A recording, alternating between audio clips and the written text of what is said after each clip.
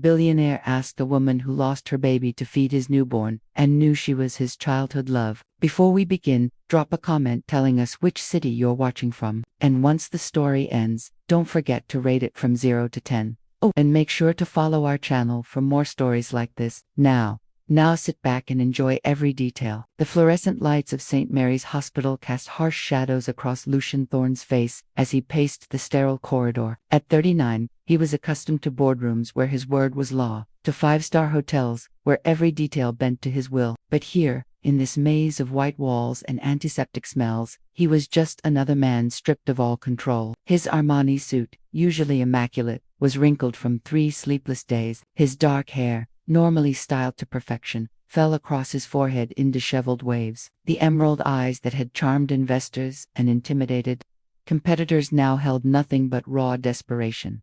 "Mr. Thorne," Dr. Williams approached with measured steps, his expression carefully neutral. "We need to discuss your son's feeding situation." Lucian's jaw tightened. His son, the word still felt foreign on his tongue, weighted with both fierce love and devastating loss. 3 days ago, he'd been preparing for fatherhood with his wife, Isabella. 3 days ago he'd believed in happy endings. Now Isabella was gone, and their premature son fought for every breath in the NICU. "What kind of discussion?" Lucian's voice was hoarser from exhaustion and grief. "Your son is stable, but he needs breast milk to develop properly. Formula isn't giving him the antibodies he needs for his immune system. We need to find a wet nurse, and we need to find one soon." The clinical term felt like a slap. A wet nurse, as if his son were some medieval prince requiring a village woman's services. "But if that's what it took, cost isn't an issue," Lucian said immediately. "Whatever you need, the best available." Dr. Williams nodded. "I'll contact our social services department. They work with mothers who've recently given birth and might be willing to help. Sometimes women who've lost their own children find comfort in helping other babies." The words hung in the air like a prayer and a curse combined. Lucian stared through the NICU window at the tiny figure connected to machines that beeped and hummed with artificial life. His son's miniature chest rose and fell with mechanical precision,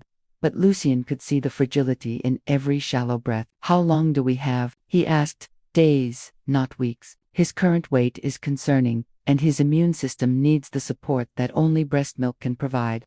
Lucian closed his eyes, feeling the weight of another person's life in his hands. In business, he made million-dollar decisions without blinking, but this was his child's survival, hanging in the balance, dependent on finding a stranger willing to share the most intimate act of motherhood. "There's something else," Dr. Williams continued gently. "The woman would need to spend significant time here. Newborns feed every 2 to 3 hours. She'd essentially be living at the hospital for the next few weeks. I'll cover all expenses, hotel, meals, compensation, whatever she needs. It's not about money, Mr. Thorne. It's about finding someone who's physically and emotionally capable of this commitment, someone who's recently given birth herself." The doctor's words carried an implication that made Lucian's chest tighten. A woman who'd recently given birth and was available to nurse another's child. The circumstances would almost certainly be tragic. "I understand," Lucian said quietly. "Just find someone, please." Dr. Williams placed a reassuring hand on Lucian's shoulder. "We'll do everything we can. Your son is a fighter. I can see it in his vitals. He just needs a little help right now." As the doctor walked away, Lucian pressed his palm against the NICU window. Inside, his son's tiny hand curled around nothing, grasping for something that wasn't there. The sight tore through Lucian's chest like a physical wound. He'd built an empire from nothing, turned a small family hotel into an international luxury chain worth billions. He'd conquered markets, outmaneuvered competitors, and never met a problem that couldn't be solved with intelligence, determination, and resources. But his money couldn't bring Isabella back. His influence couldn't make his son's lungs stronger. His power couldn't guarantee that somewhere in this city, a woman existed who was willing to share her body's most precious gift with a stranger's child. For the first time in his adult life, Lucian Thorne felt truly helpless. He pulled out his phone and called his assistant. "Marcus, I need you to contact every private agency in the city, medical consultants, nursing services, anyone who might help us find a wet nurse. Cost is no object. Right away, sir." "How are you holding up?" Lucian stared at his son through the glass, watching the steady rise and fall of that impossibly small chest. "I'm not sure I am." 24 hours later, the call came. Dr. Williams found him in the same corridor. Though Lucian had finally changed clothes and attempted to eat something from the hospital cafeteria, "We found someone," the doctor said. "Her name is Alina. She's been through something similar to what you're experiencing. She lost her baby 2 weeks ago and expressed interest in helping when our social worker explained the situation." Lucian felt a complex mix of relief and guilt. Relief that his son might have a chance, guilt that his child's salvation came from another's tragedy. "When can she start?" "She's here now, actually. Would you like to meet her first?" Lucian nodded, his throat tight with emotion he couldn't quite name. In a few minutes, he would meet the woman who might save his son's life. A woman who had suffered a loss he could barely imagine, yet was willing to open her heart to help a stranger's child. As they walked toward the family consultation room, Lucian tried to prepare himself for what this encounter might bring. But nothing could have prepared him for what waited behind that door. Will this chance encounter change both their lives forever? The consultation room felt smaller than it actually was, filled with the weight of unspoken grief and fragile hope. Lucian sat rigidly in the uncomfortable plastic chair, his hands clasped so tightly his knuckles had turned white. Dr. Williams checked his watch for the third time in 5 minutes. "She should be here any moment," the doctor assured him. "I should mention, Mr. Thorne, that Mrs. Crestfield has been through significant trauma. Her baby was stillborn at 38 weeks. She's still processing her loss, but she's determined to help." Lucian's chest constricted. Stillborn? The word carried a finality that made his own situation feel almost hopeful by comparison. At least his son was alive, fighting. This woman had lost everything. Why would she want to do this? He asked quietly. "Sometimes helping others heal is the only way we can begin to heal ourselves," Dr. Williams replied. "And sometimes the body needs what it was designed to do, even when the heart is broken." The door opened with a soft click, and Lucian's breath caught in his throat. The woman who entered was nothing like he'd expected. She was petite, maybe 5'4", with auburn hair pulled back in a simple ponytail. Her skin was pale, almost translucent, with the kind of delicate features that belonged in Renaissance paintings. But it was her eyes that stopped him. Cold, deep amber, rimmed with red from recent tears, yet holding a strength that seemed to come from somewhere beyond her small frame. She wore a simple navy cardigan over dark jeans, clothes that hung slightly loose on her frame, suggesting recent weight loss. Her movements were careful, deliberate, like someone navigating through emotional landmines with each step. "Mrs. Crestfield," Dr. Williams stood. "Thank you for coming. This is Mr. Thorne." Lucian rose, extending his hand. When she took it, her grip was firm despite the tremor he could feel in her fingers. "Thank you," he said, his voice rougher than intended. "I can't imagine how difficult this must be for you, Alina," she corrected softly. Her voice was melodic with the faintest hint of an accent he couldn't place. "And you don't need to thank me. I need this as much as your son does." There was something about her voice, something familiar that tickled the edge of his memory, but grief and exhaustion had dulled his ability to focus on anything beyond the immediate crisis. They sat down, Dr. Williams taking the lead. "Alina has reviewed your son's medical records. She understands the commitment involved and is prepared to begin immediately if you both agree to move forward." "What do you need from me?" Lucian asked, looking directly at Alina. She met his gaze steadily. "Honesty about your expectations, about the timeline, about everything. This isn't just a transaction. Mr. Thorne, I'll be intimately involved in your son's life for weeks, maybe months. We need to establish trust." Her directness surprised him. In his business world, everyone danced around truth with corporate speak and diplomatic language. But Alina spoke with the clarity of someone who had already lost what mattered most and had nothing left to protect except her own integrity. "I expect nothing except that you help my son survive," Lucian said. "The timeline is however long it takes. And as for everything else," he paused, struggling with unfamiliar vulnerability. "I'm terrified. I've never felt this helpless in my life. My son is all I have left, and I'm completely dependent on the kindness of someone I've just met." Alina's expression softened slightly. "What was your wife like?" The question caught him off guard. "Isabella. She was warm, always laughing. She could light up any room just by walking into it. She wanted this baby so much, planned every detail of his nursery, read every parenting book she could find." His voice cracked. "She would have been an amazing mother." "She still is," Alina said quietly. "Through you, through what you're willing to do for your son." Something in her tone, in the way she emphasized certain words, tugged at his memory again, but the moment passed as Dr. Williams cleared his throat. If you're both comfortable proceeding, we can begin with the first feeding this afternoon. Alina, you'll need to stay close to the hospital for the foreseeable future. Mr. Thorne has arranged for accommodations. Actually, Alina interrupted, I'd prefer to stay at the hospital. There's a fold-out chair in the family room that will work fine. I want to be available whenever he needs me. Lucian frowned. That's not necessary. I've reserved a suite at the Grand View. It's only 10 minutes away. I appreciate the offer, but no. Her tone was polite, but firm. I need to be here. Please understand, Mr. Thorne. This isn't about convenience or comfort for me. This is about giving your son the best possible care, which means being available every 2 hours, day and night. He studied her face, seeing something he recognized from his own mirror. The desperate need for purpose in the face of overwhelming loss. She wasn't doing this just to help his son. She was doing it to survive her own grief. Alina, he said carefully, when did you lose your baby? 14 days ago, she answered without hesitation. 14 days, 6 hours, and she glanced at her watch. 23 minutes. The precision of her answer hit him like a physical blow. She was counting not just days, but hours and minutes since her world had ended. He thought of his own timeline. 3 days since Isabella's death.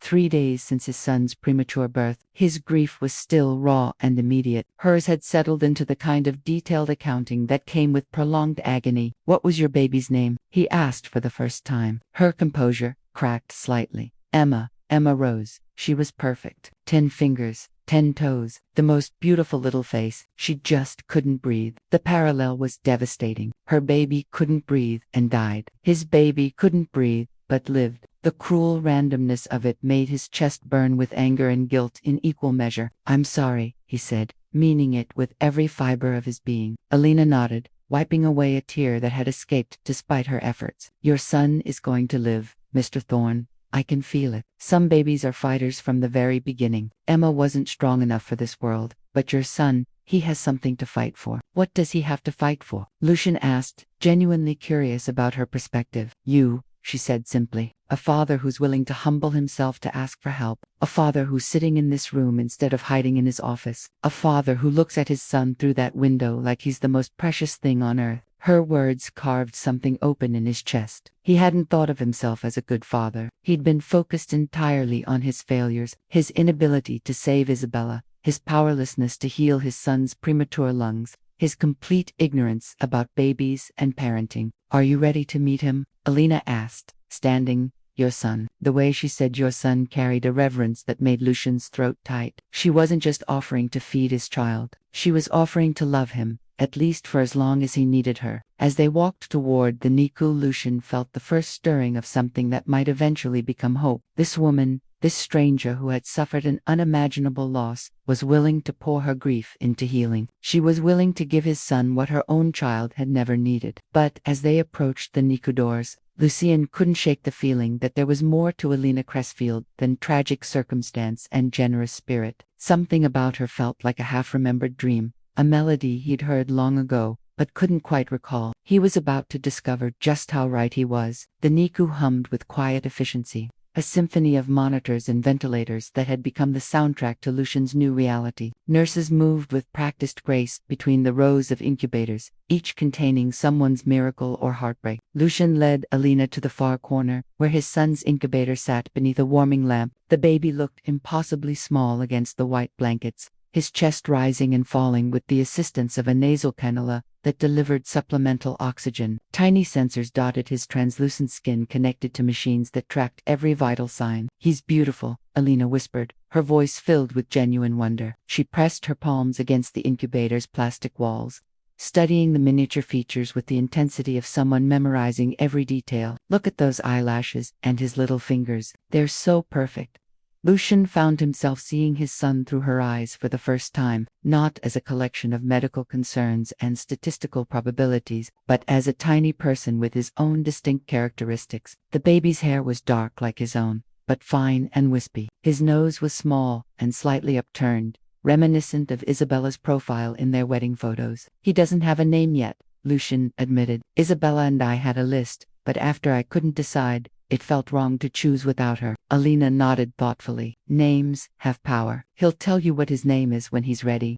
Nurse Patricia approached with a gentle smile. She was a veteran NICU nurse in her 50s with silver-streaked hair and hands that had guided countless families through their darkest and brightest moments. "Are we ready for his feeding? He's been fussing a bit. I think he knows something good is coming." Alina's entire demeanor shifted. The grief that had shadowed her features since she'd entered the hospital was replaced by something Lucian could only describe as purpose. She washed her hands with meticulous care, dried them with the sanitizer, and settled into the rocking chair beside the incubator. "Can you hold him?" she asked Nurse Patricia. "I'd like to see how he responds before we try the feeding." Patricia carefully lifted the baby from his incubator, managing the tangle of tubes and wires with practiced expertise. The moment the infant was cradled in her arms, he began to root instinctively, his tiny mouth opening and closing as he searched for nourishment. "He knows," Alina said softly. "His body remembers what it needs." She took the baby with movements so natural, so instinctive that Lucian felt his chest tighten with emotion. This was what Isabella should have been doing. This should have been their moment of joy, not this complicated arrangement born from mutual tragedy. But as Alina adjusted the baby's position and began to nurse him, something extraordinary happened. The tension that had been present in her face since she'd entered the hospital began to ease. Her shoulders relaxed, her breathing deepened, and then, as the baby latched successfully and began to feed with eager determination, Alina smiled. It wasn't a polite smile or a professional gesture of reassurance. It was pure, unguarded joy, the kind of smile that transformed someone's entire face and made you forget for just a moment that the world could be a place of suffering. The smile started at the corners of her mouth, spreading upward until it reached her amber eyes, making them sparkle with warmth and light. Her head tilted slightly as she gazed down at the baby, and she murmured something too soft for Lucian to hear. And in that moment, 28 years collapsed into nothing. The hospital room faded away. The beeping monitors became distant. The smell of antiseptic was replaced by the scent of summer grass and childhood adventures. He was 11 years old again, sitting by the old oak tree in Riverside Park, watching a little girl with auburn pigtails and amber eyes as she carefully bandaged an injured sparrow's wing. She'd looked up at him with that same radiant smile when the bird had finally taken flight, her whole face glowing with quiet triumph. "Ally," he whispered so quietly he wasn't sure he'd spoken aloud. But she heard him. Her head snapped up, the smile faltering as she met his gaze. For a moment, neither of them moved. The baby continued to nurse contentedly, oblivious to the earthquake happening in the adult world above him. "Luke," her voice was barely a breath, filled with disbelief and recognition, and 28 years of wondering. "Alina Westbrook," he said, using her maiden name like a key that unlocked a door he'd thought was permanently sealed. "I can't believe how is this possible." Tears spilled down her cheeks, but she was careful not to disturb the baby. "You recognize me after all this time." "Your smile," he said, moving closer to the chair. "It's exactly the same." "God, Ally, I've thought about that smile for 28 years. She laughed through her tears, a sound that was equal parts joy and heartbreak. "I thought I'd never see you again. After your family moved to New York, I looked for you everywhere. Social media, professional networks, everywhere. But Thorne Holdings, I never connected it to the Luke Monroe I knew as a child. My stepfather adopted me when I was 16, he explained, his voice thick with emotion. Changed my last name. I looked for you, too." But Alina Westbrook seemed to have disappeared from the world. "Married name," she said simply. "Crestfield was my husband's name. I kept it after the divorce because I was tired of changing who I was for other people." The weight of lost years settled between them. Lucian remembered the last day he'd seen her. They were both 13, standing on her front porch while his parents loaded a moving truck. He'd promised to write every day, to find a way to visit, to never forget her. They'd made plans to find each other when they were old enough to make their own choices. But 13-year-old promises were fragile things, icily broken by distance and time, and the crushing reality of adult interference. His mother had refused to forward his letters, insisting he needed to focus on his new life in New York. By the time he was old enough to search independently, the trail had gone cold. "I never stopped loving you," he said, the words tumbling out before he could stop them. "I know that sounds crazy after all these years, but it's true. You were my first everything, first friend, first love, first heartbreak when I couldn't find you." Alina's tears came harder now, but her voice remained steady. "I named my daughter after you," she whispered. Emma rose, Emma because it means whole or complete, and Rose because do you remember the rose garden behind my house where we used to hide and tell each other secrets? Lucian's knees nearly buckled. She'd named her baby, the baby she'd lost after their childhood memories. The tragedy of it was almost unbearable. Ally, he said, reaching out to touch her hand. I'm so sorry about Emma. I'm so incredibly sorry. She would have loved this, Alina said, looking down at the baby in her arms, helping another baby grow strong. She would have wanted this. The baby finished feeding, and Alina carefully adjusted him, supporting his head as she moved him to her shoulder for burping. The movement was so natural, so maternal, that Lucian could see exactly what kind of mother she would have been. What happens now? He asked quietly. I mean with us with this situation. Alina met his eyes over the baby's head. I don't know. She admitted this is also overwhelming finding you again under these circumstances. I need time to process everything. Of course, I can't believe you're here that after all these years when I needed help the most. The universe brought me you. Maybe Emma guided me here. Alina said softly. Maybe she knew your son needed someone who understood what it meant to love a child completely, even if you can't keep them forever. As if on cue, the baby let out a small burp and settled more comfortably against Alina's shoulder. His color already looked better,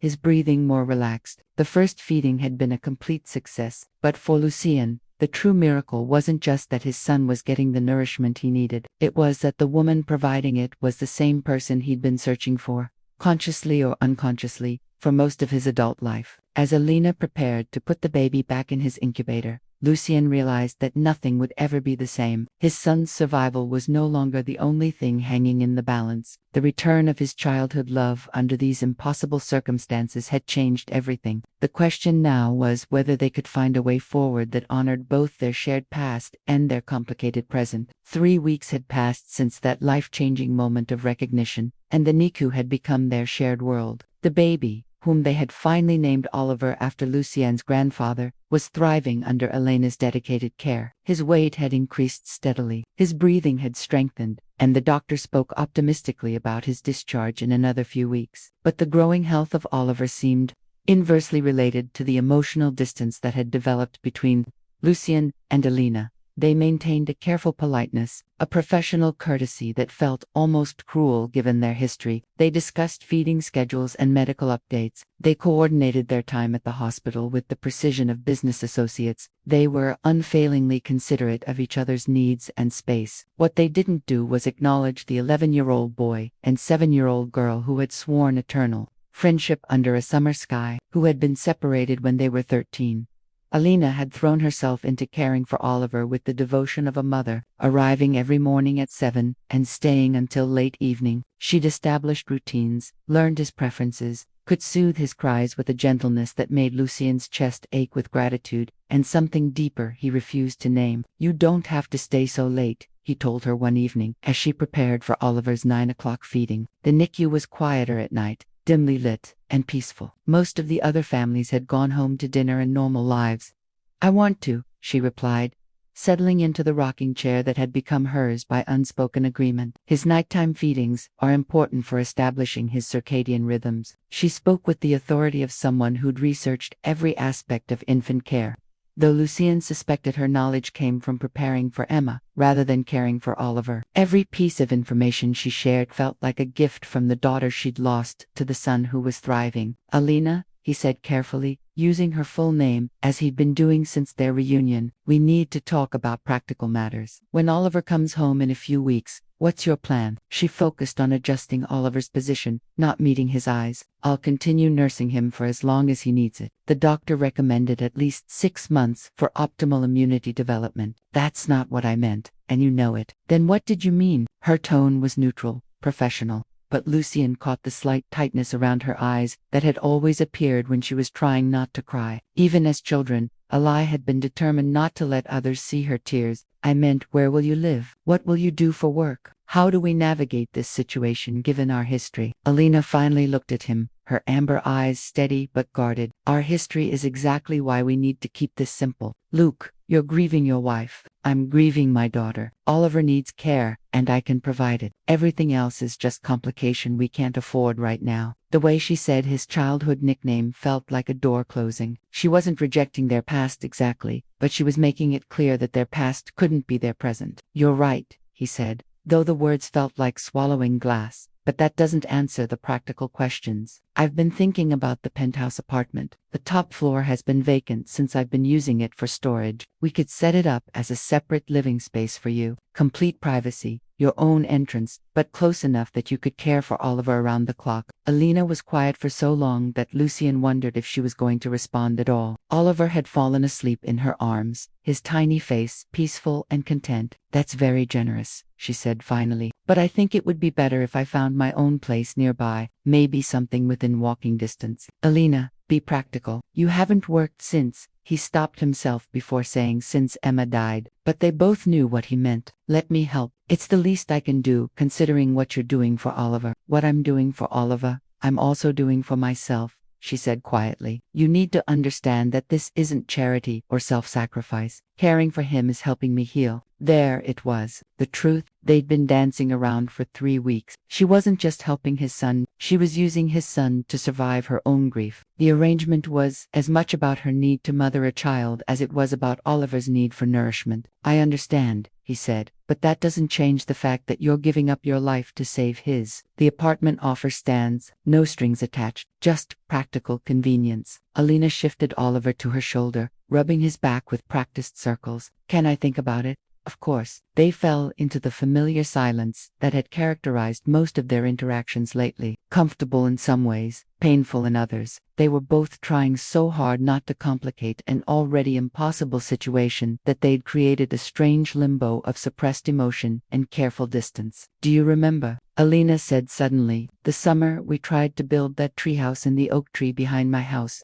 The question caught him off guard. It was the first time either of them had voluntarily mentioned their childhood. You mean the summer we fell out of the tree 6 times and gave up? We didn't give up. We just decided it was safer to build our fort on the ground. A small smile played at the corners of her mouth. You were so determined to prove you could hammer a nail straight. You must have bent 20 nails trying, and you kept insisting we needed to follow the blueprint you'd drawn. Even though it was architecturally impossible. It was not impossible. It was ahead of its time. For a moment, the careful distance between them dissolved. They were just 2 people sharing a memory, letting themselves remember when the world had been simpler, and their biggest concern was whether they had enough lumber scraps to finish their fort. But the moment passed when Oliver stirred in Alina's arms, reminding them both of the present reality. We were good friends, Alina said softly. Before everything else, we were really good friends. The best, Lucian agreed. I never had another friend like you. Maybe that's what we need to focus on, she said, meeting his eyes. Maybe instead of trying to navigate around our history, we should remember what worked about it. We were friends first. Just friends, he asked,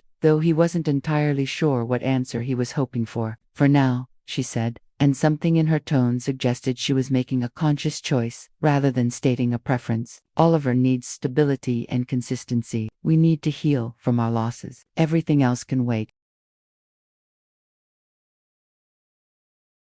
Lucian nodded, understanding the wisdom in her words, even as part of him wanted to argue. She was right. They were both too broken, too raw, too vulnerable, to add the complication of romantic feelings to an already complex situation. Friends, then he said, like we used to be. Like we used to be, she agreed. But as Oliver began to fuss for his next feeding, Lucian couldn't help but notice how natural Alina looked with the baby in her arms, how perfectly she fit into the life he was trying to build from the ashes of his old one. Friends might be what they needed to be, but it wasn't what his heart wanted them to be. The question was whether friendship would be enough to sustain them through the months ahead, or whether the pull between them was too strong to ignore indefinitely. 2 months later, the penthouse felt like an entirely different world from the sterile hospital environment that had defined their lives. Lucian stood in the nursery he'd hastily assembled, watching Alina arrange Oliver's belongings with the meticulous care of someone creating a sacred space. She'd finally accepted his offer of the apartment upstairs.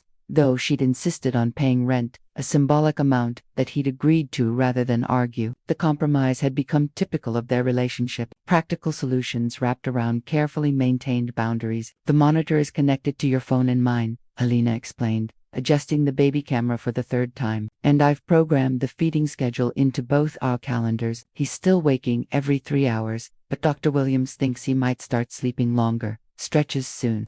Oliver, now weighing nearly 7 pounds and breathing entirely on his own, slept peacefully in his crib. His tiny fists were curled beside his face, and his dark hair had begun to show hints of curl that reminded Lucine painfully of Isabella. "You've thought of everything," Lucian said, meaning it. In the past month, Alina had transformed from a broken woman seeking purpose into someone who approached childcare with professional-level competence. She'd read every parenting book, consulted with specialists, and created systems that would have impressed his most detail-oriented employees. "I have too," she replied, not looking at him. "This is temporary, Luke. Someday you'll want to hire a proper nanny, someone who can be with Oliver long-term. I need to make sure he's established in healthy routines before that transition." The word temporary hit him like a physical blow. Over the past 2 months, he'd begun to imagine a different future.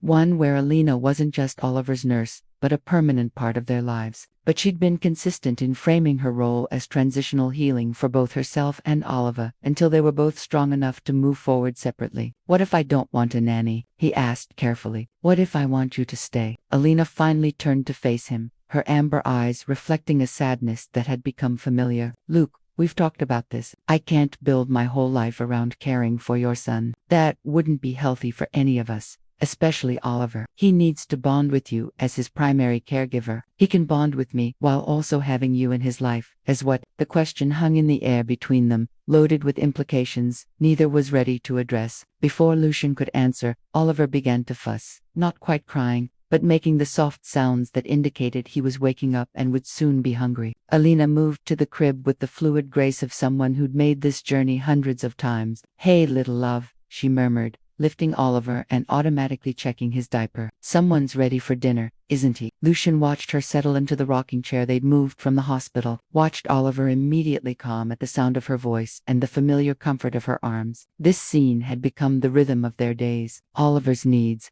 creating a schedule around which everything else revolved, and Alina meeting those needs with a devotion that was beautiful and heartbreaking in equal measure. "Can I ask you something?" Lucian said as Oliver began to nurse contentedly. "Of course. Do you think about Emma when you're feeding him?" It was a question he'd been afraid to ask, but their friendship had deepened enough over the past months that he felt he could risk it. They'd learned to navigate each other's grief with careful honesty, sharing memories when they felt strong enough and respecting silence when they didn't. Alina was quiet for a long moment, her hand gently stroking Oliver's dark hair. "Every time," she said finally, "but not in the way you might think. I don't imagine she's Oliver or pretend he's mine. I think about what she would have wanted for me, whether she'd be proud of how I'm choosing to heal. And what do you think she'd want? For me to be happy again someday. For me to remember that love doesn't end just because life does." She looked up at him with eyes that held more peace than he'd seen in months. "Caring for Oliver has taught me that I'm still capable of loving someone else's child completely. That maybe my capacity for motherhood didn't die with Emma." The words stirred something in Lucien's chest that he wasn't ready to name. Over the past months, he'd watched Alina pour her maternal instincts into Oliver's care. But he'd also watched her begin to reclaim pieces of herself that had been buried in grief. She laughed more easily now. She hummed while she worked. She'd started reading novels again, instead of just parenting manuals. "What about you?" she asked. "Do you think about Isabella when you hold him?" "Less than I used to," he admitted, "and that makes me feel guilty sometimes, like I'm forgetting her." "You're not forgetting her. You're learning to live with the love, instead of just the loss. There's a difference." These conversations had become precious to him, moments when they moved beyond practical concerns into deeper emotional territory. They were becoming friends again, but friends who'd both been fundamentally changed by grief and parenthood. "I have something to tell you," Alina said as Oliver finished feeding. I got a call from my old employer yesterday. There's an opening for a pediatric nurse practitioner at Children's Hospital. They want me to interview. Lucian's stomach dropped. That's wonderful. It's what you trained for. It would mean going back to work eventually, probably when Oliver is around 6 months old and fully weaned. 6 months, 4 months from now. The timeline felt both impossibly long and terrifyingly short. Are you interested? I think I am, she said slowly. For the first time since Emma died, I can imagine having a life beyond just surviving each day. That feels important. Lucian nodded, trying to keep his expression neutral, even as everything in him wanted to argue. He wanted to tell her that she already had a life here with them, that Oliver needed her, that he needed her. But those weren't the words of a friend, and friendship was all they had agreed to offer each other. You should interview, he said, even if you're not sure yet. It's good to explore your options. Thank you for understanding. But as Oliver settled into sleep and Alina prepared to return to her apartment upstairs, Lucian realized he didn't understand at all. He didn't understand how she could contemplate leaving when they'd built something so precious together. He didn't understand how she could look at Oliver and at him and see a temporary arrangement, rather than the beginning of something permanent. Most of all, he didn't understand how much longer he could pretend that friendship was enough when what he really wanted was to ask her to stay forever. As Alina kissed Oliver's forehead and whispered her usual goodnight, sweet dreams, little love, Mama Alina will see you in a few hours. Lucian felt something shift inside his chest. She called herself Mama Alina, not just Alina, not just his nurse, but Mama Alina. Maybe he wasn't the only one struggling with the boundaries they'd so carefully constructed. 6 weeks later, Lucian found himself pacing the marble floors of his penthouse like a caged animal. Alina had left 3 hours ago for her interview at Children's Hospital, taking with her a confidence he hadn't seen since before Emma's death. She'd worn a navy blazer that brought out the amber in her eyes, her hair pulled back in a professional chignon that made her look every inch the accomplished pediatric nurse she'd once been. Oliver, now 4½ months old and thriving, had been fussy all morning without Alina's familiar presence, even though Lucian had become competent at basic childcare over the past months. Oliver clearly preferred Alina's touch, her voice, her intuitive understanding of his needs. She'll be back soon, buddy, Lucian murmured, bouncing Oliver gently as he continued his circuits around the living room. Mama Alina always comes back. The words slipped out without conscious thought, but they stopped him cold. When had he started thinking of her as Mama Alina? Too, when had her temporary role in their lives started feeling like the most natural thing in the world? His phone buzzed with a text from Marcus, his assistant, reminding him about the board meeting he was supposed to attend that afternoon. Lucian stared at the message, realizing he'd completely forgotten about it. 6 months ago, missing a board meeting would have been unthinkable. His company, his empire, had been the center of his universe. Now, all he could think about was whether Alina was impressing the interview panel, whether she was remembering to mention her specialized training in neonatal care, whether she was already mentally preparing to leave them. The front door opened with a soft click that had become the most welcome sound in his day. Oliver immediately perked up, his fussy crying turning to excited babbling. Someone missed me, Alina called out, her voice carrying a lightness that made Lucian's chest tight with complicated emotions. She appeared in the living room, still wearing the blazer, but her hair had come loose from its pins, and her cheeks were flushed with what looked like excitement. Oliver practically launched himself toward her, his small arms reaching out with the desperate enthusiasm of a baby who'd been separated from his primary caregiver. How did it go? Lucian asked, trying to keep his tone casual as he handed Oliver over. Hello to you too, little love, Alina cooed to Oliver, who immediately settled against her shoulder with a contented sigh that spoke volumes about their bond. Did you give Daddy a hard time while I was gone? He was fine, Lucian lied, just a little fussy. How was the interview? Alina settled into the rocking chair that had somehow migrated from Oliver's nursery to the main living room over the past weeks. It was incredible, actually. They offered me the position. The words hit Lucian like a physical blow, even though he'd been expecting them. That's wonderful, he managed. Congratulations. The salary is better than I hoped, and the benefits are excellent. They're willing to let me start part-time initially, building up to full-time over 6 months. And Luke, she paused, her eyes bright with enthusiasm. They're creating a new program for families dealing with infant loss. They want me to help develop it, to use my experience with Emma to help other parents. It was everything she should want. A chance to return to her profession, to make a difference, to build a life beyond the careful boundaries they'd constructed around grief and healing. Lucian could see how much the opportunity meant to her, could see pieces of the woman she'd been before loss had reshaped her, and he hated every second of her excitement. "When would you start?" he asked. "They're flexible about timing. They understand my current situation with Oliver. They suggested maybe starting when he's 6 months old, fully weaned and sleeping through the night. 6 weeks. They had 6 weeks left before everything changed, and they're okay with the transitional period, understanding that you're not just leaving a job, but leaving a child I love." She finished his unspoken question with the directness that had always characterized their friendship. I explained the situation. They were very understanding. In fact, they thought my experience with Oliver would make me better at the job, that I'd understand the parent perspective in a way most medical professionals don't. Oliver had fallen asleep in her arms, his tiny face peaceful and trusting. The sight of them together, Alina gazing down at him with such tenderness, Oliver completely relaxed in her care, made Lucian's throat burn with unshed emotion. "You're going to take it," he said. It wasn't a question. "I think I am." She looked up at him, her expression uncertain for the first time since she'd returned. "You think I should, right? You think it's the right choice?" The question felt like a test he was destined to fail. As her friend, he should encourage her to reclaim her professional life, to build independence, to heal fully from her losses. As Oliver's father, he wanted her to stay forever. As the man who'd been falling back in love with his childhood sweetheart for the past 4 months, he wanted to beg her not to leave them. "I think," he said carefully, "that you should do whatever makes you happiest." "That's not an answer. It's the only answer I can give you." Alina studied his face with the perceptiveness that had always made it impossible to hide anything from her. "What aren't you saying, Luke?" "Everything." He wasn't saying that watching her mother, his son, had become the highlight of his days. He wasn't saying that somewhere in the past months she'd stopped being his childhood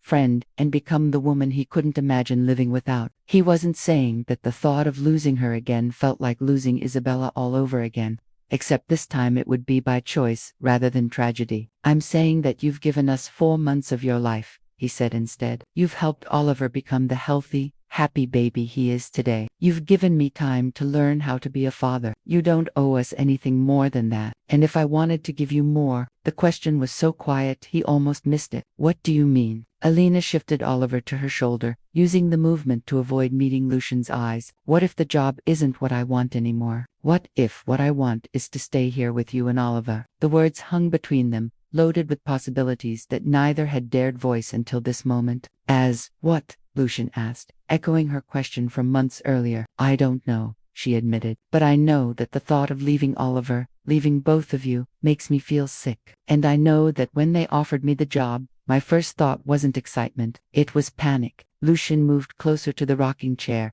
close enough to see the vulnerability in her amber eyes. "Alina, I love him. Luke, I love Oliver, like he's my own son. And she took a shaky breath, "I think I'm falling in love with you all over again." The admission shattered every carefully constructed boundary they'd built around their relationship. Months of just friends and temporary arrangements and healing first crumbled in the space of a single honest moment. "I've been in love with you since the day I recognized you in that hospital room," Lucian said, the words pouring out like water through a broken dam. "I've been pretending friendship was enough, but it's not. It's never going to be enough."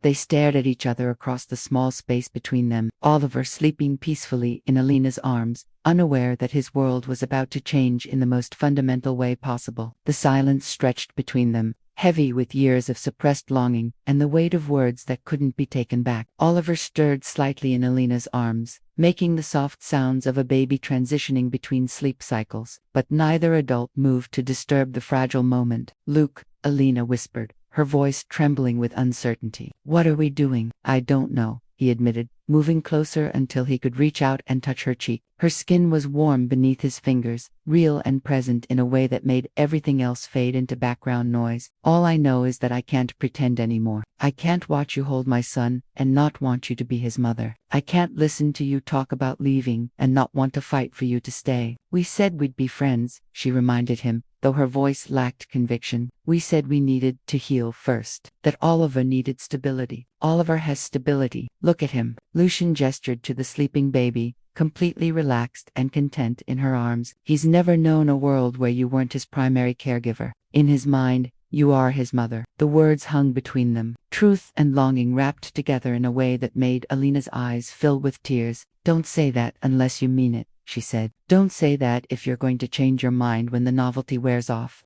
Or when you meet someone who doesn't come with all this baggage. Baggage. Lucian's voice, sharpened with something between anger and disbelief. Is that what you think this is? That your grief, your loss, your incredible strength, is baggage, isn't it? Alina's voice broke slightly. I'm a woman who lost her baby, who's been living in your spare apartment, caring for your son because I need it as much as he does. I don't have a job. I don't have my own place. I don't have anything to offer you except the ability to love your child. You don't have anything to offer me. Lucian repeated, incredulous. Alina, you saved my son's life. You taught me how to be a father. You brought laughter back into a house that had known nothing but grief. You're offering me everything I never knew I wanted and everything I never thought I could have again. Oliver made a small sound of distress, responding to the emotional tension in the room. Even in his sleep, Alina automatically adjusted her hold on him, rocking slightly to soothe him back into deeper sleep. The movement was so instinctive, so maternal, that Lucian felt his chest tighten with overwhelming love for both of them. I turned down the job,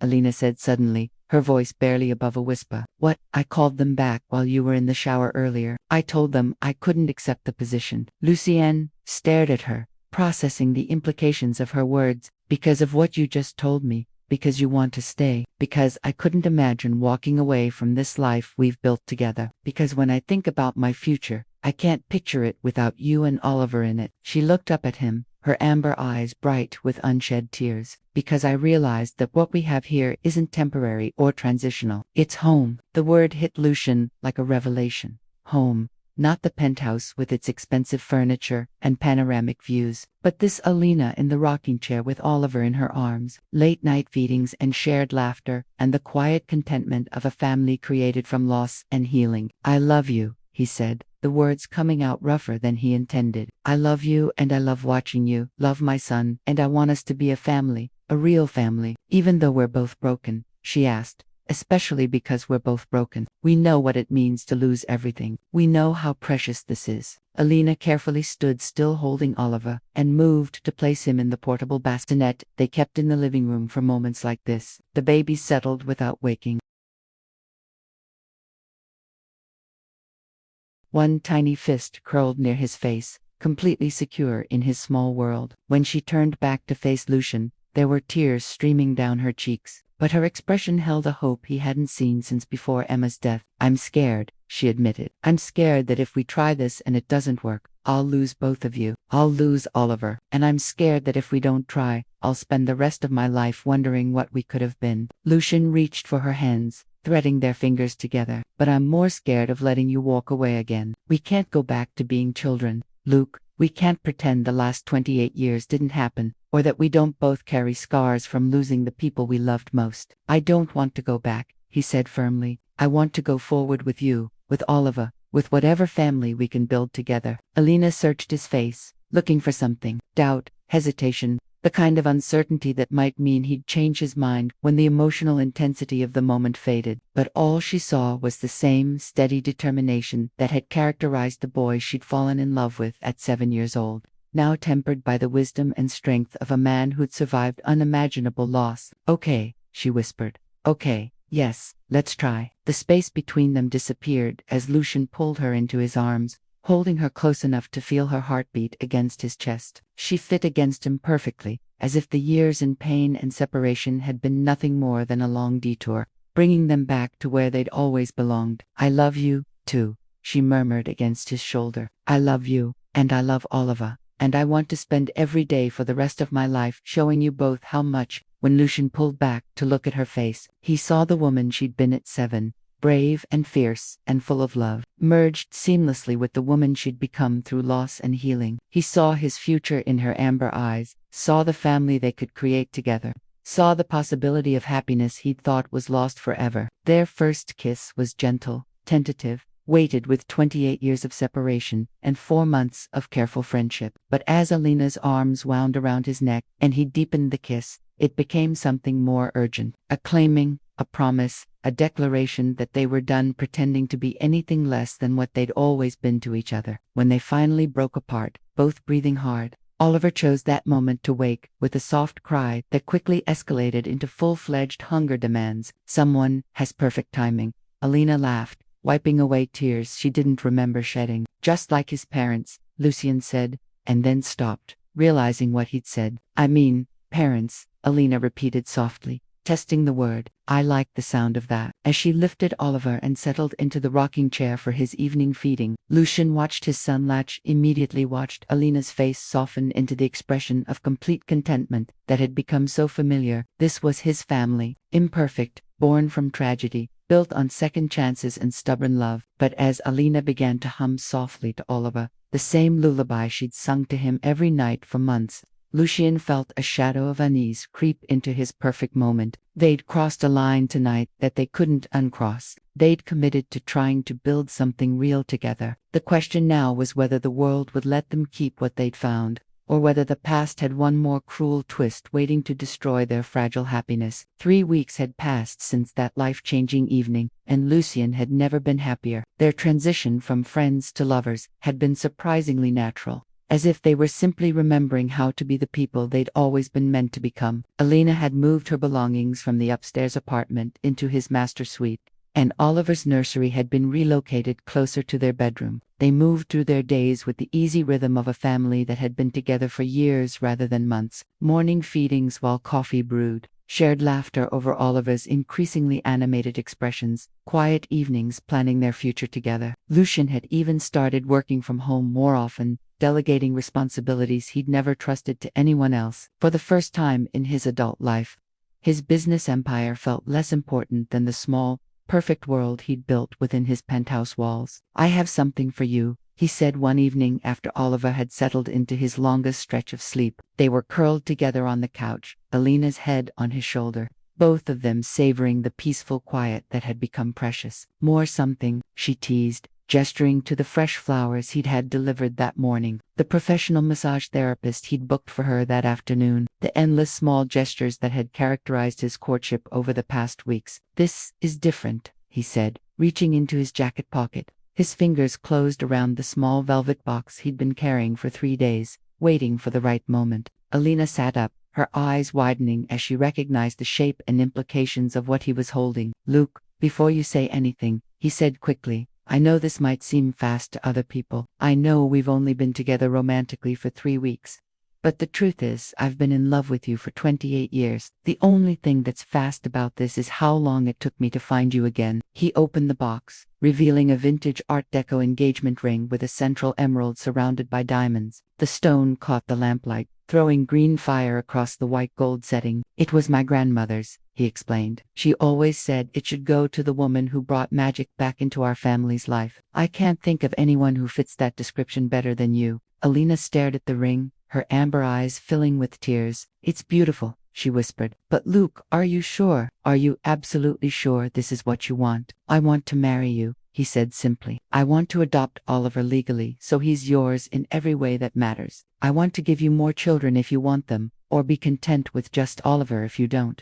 I want to spend every day for the rest of my life proving that second chances can be better than first ones. Yes, she said, the word coming out in a rush. Yes, I want all of that. I want to marry you, and be Oliver's mother, and build the life we dreamed about when we were children. Lucian slipped the ring onto her finger, his hands trembling slightly with emotion. It fit perfectly, as if it had been waiting 28 years for Alina's hand. They kissed with the desperate happiness of people who'd found their way back to each other against impossible odds. When they broke apart, both laughing and crying simultaneously, Oliver chose that moment to wake with a soft cry that quickly escalated. I'll get him, Alina said, practically bouncing with excitement. I can't wait to tell him he's getting married. Parents.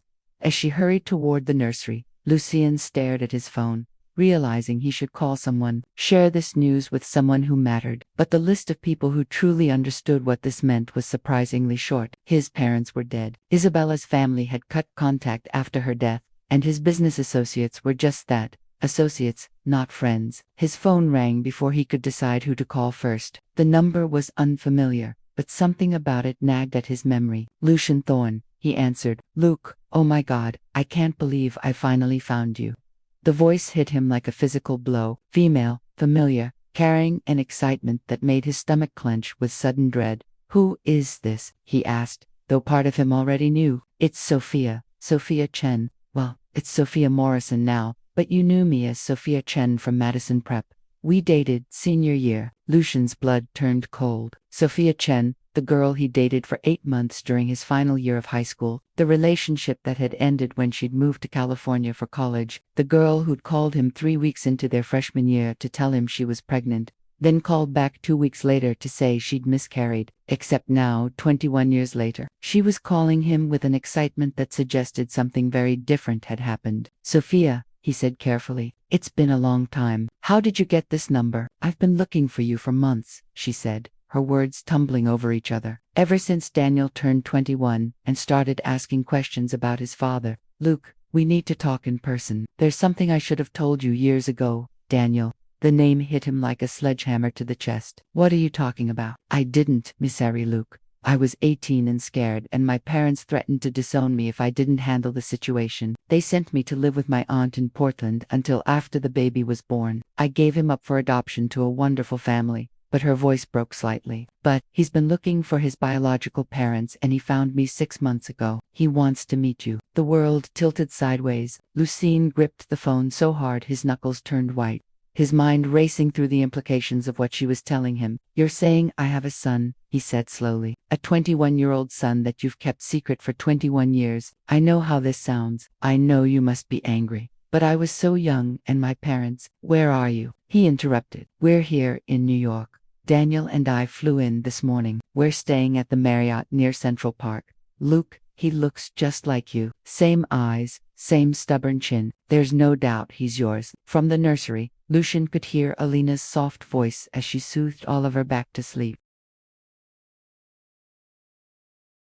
Could hear her humming the lullaby that had become the soundtrack to their evenings. She was wearing his ring, planning their future, completely unaware that their perfect world was about to be shattered by a secret that predated everything they'd built together. "I need time to process this," he said. "Of course. But Luke Daniel's a good kid. He's smart and funny and he just wants to know where he comes from. He's not looking for money or anything like that. He just wants to meet his father." After Lucian hung up, he sat in stunned silence, staring at the phone as if it might provide answers to questions he didn't even know how to ask. How do you tell the woman you just proposed to that you have a secret child? How do you explain that, while you were building a life with her and Oliver, there was another son, a son who was legally an adult, waiting to meet him? "He went right back to sleep," Alina said, returning from the nursery with a glow of contentment that made Lucien's chest ache. "I think he approves of our engagement." He was smiling in his sleep. She curled back up beside him, holding out her hand to admire the ring in the lamplight. "I keep thinking I'm going to wake up and this will all be a dream," she said happily. "That I'll be back in that hospital room, still broken, still alone." Alina Lucien started, then stopped. How could he destroy her happiness with news that would change everything? How could he tell her that the family they just committed to building was about to become infinitely more complicated? "What's wrong?" she asked, picking up on his tension with the intuition that had always connected them. "You look like you've seen a ghost." In a way, he had the ghost of choices made 21 years ago, consequences he'd never known existed, a past that refused to stay buried. "We need to talk," he said quietly. The happiness faded from Alina's face, replaced by the kind of weariness that came from experience with life-changing phone calls and unexpected revelations. "About what?" she asked, though her tone suggested she already knew that whatever he was about to tell her would change everything. The silence stretched between them like a chasm. Alina sat frozen on the couch, her left hand still extended where she'd been admiring the engagement ring that now felt heavy as lead on her finger. Lucien's expression had transformed from joy to anguish in the space of a single phone call, and she could feel her world beginning to tilt off its axis. "Just tell me," she said quietly. "Whatever it is, just say it." Lucian ran his hands through his hair. A gesture she'd learned meant he was struggling to find words for something impossible. "I just got a call from someone I knew in high school, Sophia Chen. We dated for a few months senior year." "Okay," Alina said carefully, though something in his tone made her stomach clench with dread. "When we both left for college, she called me about 3 weeks in, said she was pregnant." Lucien's voice was hollow, distant, as if he were recounting someone else's story. Then 2 weeks later, she called back and said she'd miscarried. I was 18, Alina. I was devastated, but also relieved. We were kids. I had no idea how to be a father. Alina felt the blood draining from her face. She didn't miss a read, did she? No. The word came out like a confession. She had the baby, a son. She gave him up for adoption and never told me. His name is Daniel and he's 18 years old and he wants to meet me. The engagement ring suddenly felt like it was burning her finger. Alina stared down at it, this symbol of their future that had been placed on her hand less than 30 minutes ago, and felt everything she'd believed about their life together crumble into dust. 18, she repeated numbly. You have an 18-year-old son. I didn't know, Lucian said desperately. Alina, I swear to you, I had no idea. If I'd known, everything would have been different. You would have what? The question came out sharper than she intended. Married her, raised him, built the life with them that you just proposed building with me. I don't know, he admitted, and his honesty felt like another blow. Maybe, probably, I don't know what I would have done, but I would have tried to do the right thing. Alina stood abruptly, pacing to the window that overlooked the city lights. Somewhere out there in a hotel room was a young man who was Lucian's firstborn son, a young man who had the right to know his father, to be part of whatever family Lucian built. Where are they now? She asked. Hot near Central Park, Sophia said. Daniel looks just like me. Same eyes, same. He trailed off, realizing how his words must sound to her. Same everything that Oliver doesn't have. Alina finished. Because Oliver isn't really yours, is he? Not biologically. He's Isabella's husband's son, and I'm just the woman who's been nursing him. That's not true, Lucian said fiercely, rising to face her. Oliver is my son in every way that matters. Biology doesn't change that. And you're not just anything. You're the woman I love, the woman I want to marry, the woman I want to build a life with. But there's another woman's son who has a legal claim to that life, Alina said, her voice breaking. There's an 18-year-old who's been looking for his father, who probably has questions and needs and expectations that I can't compete with. You're not competing with him. This isn't about competition.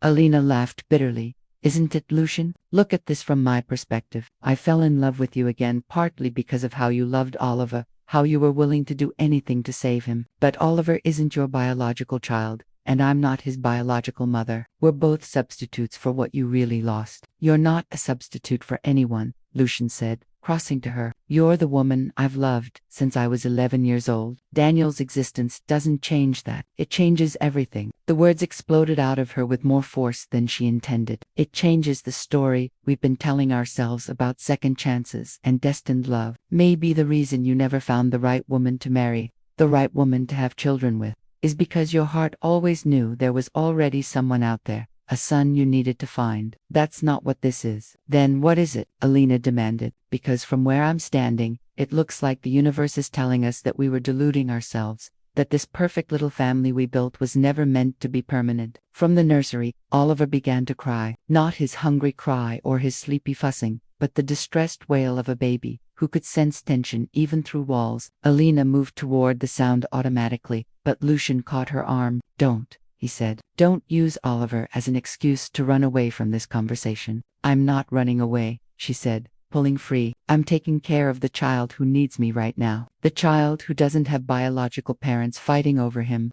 She went to Oliver, lifting him from his crib and holding him close as his cries subsided into hiccuping sobs. He was warm and solid in her arms, real and present, and hers in all the ways that mattered. But for how long? If Daniel wanted a relationship with his father, if Lucian decided to prioritize the son he'd never known over the family they'd created from scratch, where would that leave her and Oliver? Lucian appeared in the nursery doorway, his face etched with pain and desperation. Ally, please don't do this. Don't let this news destroy what we've built. I'm not destroying anything, she said, rocking Oliver gently. I'm just finally seeing clearly. You have a biological son, Lucian, a 21-year-old young man who's been looking for his father. You have responsibilities to him that predate everything between us. I have responsibilities to you, too, and to Oliver. Oliver will be fine, she said. Though the words tasted like lies, he's healthy now. He's sleeping through the night. Any competent nanny could take over his care. I don't want a nanny. I want you. What you want and what's right aren't always the same thing. Alina kissed Oliver's forehead,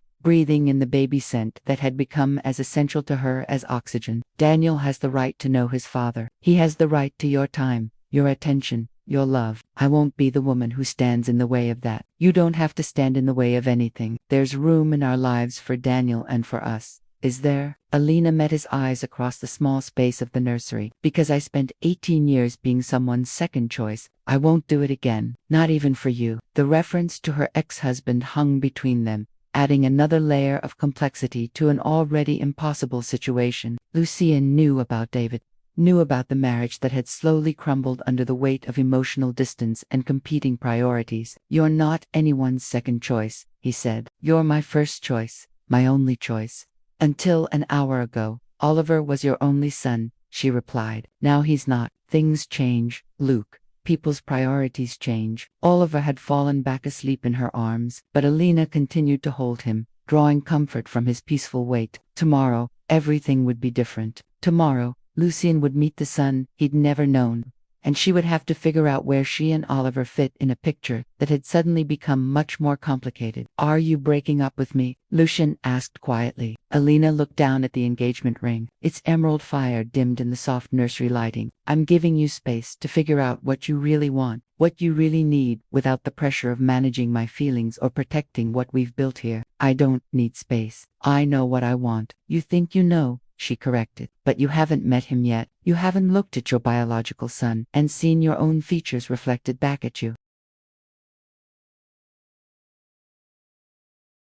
You haven't heard his voice, or learned his dreams, or discovered what kind of man he's become without you. She carefully placed Oliver back in his crib, her movements automatic, despite the chaos in her heart. When you do meet him, she continued, you might realize that this makeshift family we created was just a placeholder for something you were always meant to have. And what if you're wrong? Lucian asked. What if I meet Daniel and still want exactly what we have here? What if adding him to our family makes everything better, not worse? Alina paused in the doorway of the nursery, not turning to face him. Then you'll know where to find me, she said. But Luke, if you're going to choose us, make sure it's because you can't imagine your life any other way, not because you feel obligated to honor a promise you made before you knew all the facts.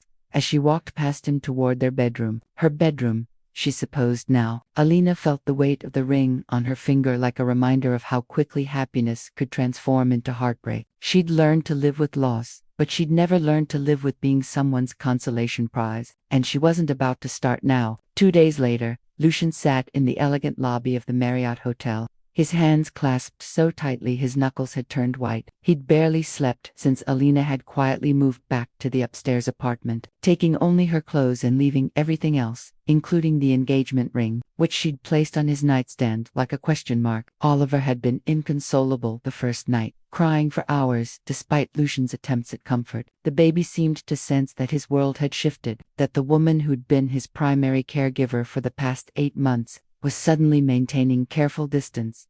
Mr. Thorne Lucian looked up to see a woman in her late 30s approaching, petite, with dark hair and kind eyes that looked familiar. Behind her stood a young man who made Lucian's breath catch in his throat. Daniel was tall, probably 6'2", with the same dark hair and green eyes that Lucian saw in his own mirror every morning. The boy's young man's jaw was square and stubborn, his posture confident despite the obvious nervousness in his expression. He was wearing jeans and a simple button-down shirt, but he carried himself with an unconscious elegance that suggested good breeding and careful upbringing. Sophia, Lucian said, rising and extending his hand. You look well. Thank you for agreeing to meet us, she replied, then turned to the young man beside her. Daniel, this is your father. The word father hung in the air between them, loaded with 21 years of absence and a lifetime of questions. Daniel stepped forward, his green eyes studying Lucian's face with the intensity of someone memorizing every detail. You do look just like me, Lucian said, his voice rougher than intended. That's what everyone says, Daniel replied, his voice deeper than Lucian had expected, carrying a slight East Coast accent. Though I think I got Mom's stubbornness. Despite the emotional weight of the moment, Lucian found himself almost smiling. Trust me, the stubbornness is definitely from my side of the family. They moved to a quiet corner of the lobby, settling into chairs that afforded them some privacy. The conversation that followed was stilted at first, filled with the awkwardness of two strangers trying to bridge a 21-year gap. But gradually, as Daniel began to talk about his adoptive family, his studies at Columbia University, his plans for law school. Lucian found himself genuinely impressed by the young man his son had become. The Andersons are good people, Daniel was saying about his adoptive parents. They never hid the fact that I was adopted, and they encouraged me to find you when I was ready. I needed to know where I came from. You know, I understand, Lucian said, and I'm sorry I wasn't there for you growing up. If I'd known, you would have done the right thing, Daniel finished. Mom told me. She said you were the kind of guy who would have married her and tried to make it work, even if you weren't ready to be a father. Lucian glanced at Sophia, who had the grace to look embarrassed. Your mother was right. I would have tried, but it might not have worked out, Daniel said with the wisdom of someone who'd clearly thought this through. You both were 18. You might have ended up divorced and bitter, and I might have grown up in a broken home, instead of with the aunt who wanted me from day one.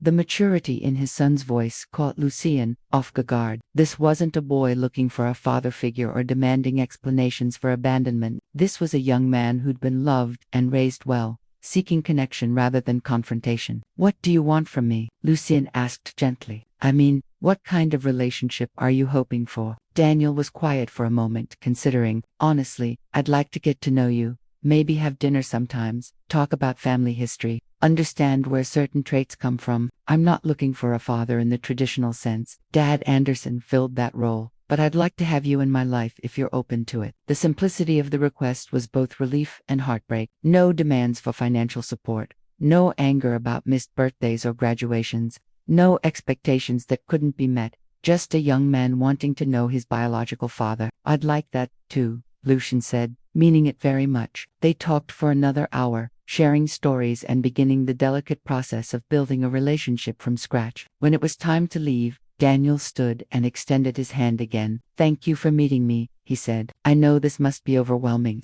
It is, Lucian admitted, but in a good way. You're an extraordinary young man, Daniel. Your parents, both sets, should be proud. As Sophia and Daniel walked away, Lucian remained in the lobby, processing everything he'd learned. His son was intelligent, well-adjusted, and genuinely likable, the kind of young man any father would be proud to claim. But he was also clearly independent, secure in his identity, and not looking to append anyone's life, which meant Lucian had a choice to make. He could pursue a relationship with Daniel while also fighting for the family he'd built with Alina and Oliver, or he could let Alina's fears drive them apart, losing both the woman he loved and the child he'd raised as his own because he was afraid to ask for what he really wanted. By the time Lucian returned to his penthouse, he knew what he had to do. He found Alina in the upstairs apartment folding baby clothes with mechanical precision, while Oliver napped in a portable crib nearby. She looked up when he entered, her amber eyes guarded but hopeful. How did it go? She asked quietly. He's incredible, Lucian said, settling into the chair across from her. Smart, mature, well-raised, everything I would have wanted in a son. He watched her face carefully, saw the flicker of pain that crossed her features before she masked it with polite interest. I'm glad, she said. He deserves to know his father. Alina looked at me. When she met his eyes, he leaned forward, his expression intense. I met my biological son today, and I'm grateful for the chance to build a relationship with him, but he's not looking to replace the family he has, and I'm not looking to replace the family I have. What does that mean? It means Daniel Anderson is a wonderful young man who I hope to see for dinner once a month and talk to on holidays, but Oliver Thorne is my son, the boy I've raised from birth, the child whose first word will probably be, Mama Alina, because you're the only mother he's ever known. Alina's hand stilled on the tiny shirt she was folding. Luke, I'm not done, he continued. Daniel has loving parents and a full life that doesn't depend on me. But Oliver has us, and we have each other. And that's not a consolation prize or a substitute for anything. It's exactly what I want. Even knowing that there's someone else out there who shares your DNA, especially knowing that. Lucian moved to kneel beside her chair, taking her hands in his. Do you know what I realized today? Biology doesn't make a family. Choice does, love does, showing up every day does, and I choose you, Alina. I choose Oliver. I choose this life we've built together. Tears were streaming down her face now, but she didn't pull her hands away. What if Daniel needs more from you? What if his circumstances change? Then we'll figure it out together, Lucian said firmly, as a family, because that's what families do. They adapt. They grow. They make room for love in all its forms. I'm scared, she whispered. So am I, but I'm more scared of losing you than I am of facing whatever complications might come. Marry me, Alina, not because it's convenient or because Oliver needs stability, but because I can't imagine my life without you in it." She was quiet for so long that Lucian's heart began to race with the fear that he'd lost her anyway. But then she reached into her pocket and pulled out his grandmother's ring, the emerald catching the afternoon light streaming through the windows. "Put it back on," she said, holding out her left hand. "Put it back on and promise me we'll face whatever comes next together." As Lucian slipped the ring onto her finger for the second time, he felt something settle into place in his chest, a certainty that had nothing to do with biology or obligation and everything to do with choice. "Together," he promised, sealing it with a kiss that tasted like second chances and stubborn love. From his crib, Oliver stirred and made the soft sounds that meant he was waking up hungry. But for the first time in days, both his parents were there to answer his call. 5 years later, the autumn sunlight streamed through the floor-to-ceiling windows of the Thorne family home in the Hamptons, casting golden rectangles across the hardwood floors, where toys were scattered in the organized chaos that comes with raising young children. Alina stood in the kitchen, her hair now shorter and touched with honey highlights, wearing a cream sweater that complemented the engagement ring she'd never removed again. 5 years. 5 years since that terrifying night when everything had almost fallen apart. And sometimes Alina still marveled at how wrong her fears had been. "Mama, Oliver won't share the blocks," came an indignant voice from the living room. Alina smiled, wiping her hands on a dish towel as she went to mediate the dispute between her 3-year-old daughter, Emma Rose, and her now 6-year-old son, Oliver, whose dark curls were getting more unruly by the day. "Oh well, sweetheart, what do we say about sharing?" she asked, settling onto the floor between her children. "That Emma's too little to build proper towers anyway." Oliver replied with the logic of a 6-year-old, earning a shriek of protest from his sister. "Oliver Thorne, you know better than that," came Lucian's voice from the doorway. He was carrying their 18-month-old son James, who was fighting sleep despite his obvious exhaustion. Lucian looked tired, too, not the bone-deep exhaustion of early grief, but the satisfied tiredness of a man who'd been up since dawn playing with his children. "Daddy," Emma launched herself at Lucian's legs, nearly toppling him as James finally surrendered to sleep against his father's shoulder. "Careful, princess," Lucian murmured, adjusting his hold on the toddler. "Your brother just went down." The sight of her husband managing 3 children with practiced ease still made Alina's heart flutter. Fatherhood had transformed Lucian in ways she couldn't have imagined, made him more patient, more present, more willing to let business calls go to voicemail in favor of bedtime stories and playground adventures. "Daniel's coming for dinner tonight," she reminded him as he carefully transferred James to his playpen. "He said he has news to share."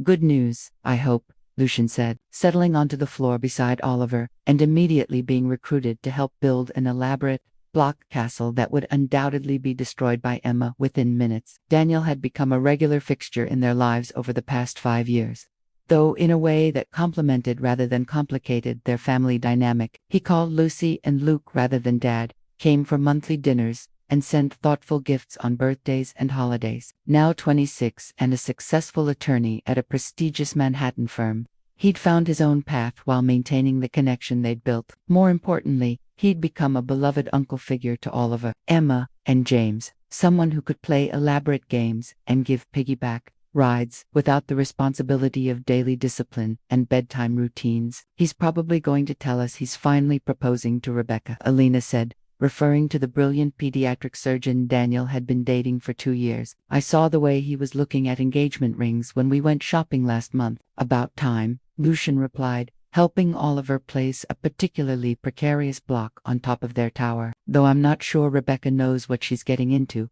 marrying into this family. This wonderful, chaotic, perfect family," Alina corrected, settling onto the floor beside him and automatically pulling Emma onto her lap. It was true. Their life was wonderfully chaotic. Between Oliver's soccer games and Emma's dance classes, James's unpredictable nap schedule, and Daniel's monthly visits, the quiet, grief-stricken penthouse of 5 years ago felt like a different lifetime. They'd moved to the Hamptons house 2 years ago when city life with 3 small children had become more overwhelming than romantic. Lucian commuted to the city 3 days a week now, working from home the other 2 days, and prioritizing family time in ways that would have shocked his younger work-obsessed self. "Mama," Emma said, settling more comfortably in Alina's lap. Tell me the story about when you and Daddy were little. It was Emma's favorite bedtime story, the tale of the little boy and little girl who were best friends, lost each other, and found each other again when they both needed it most. Alina had adapted it for young ears,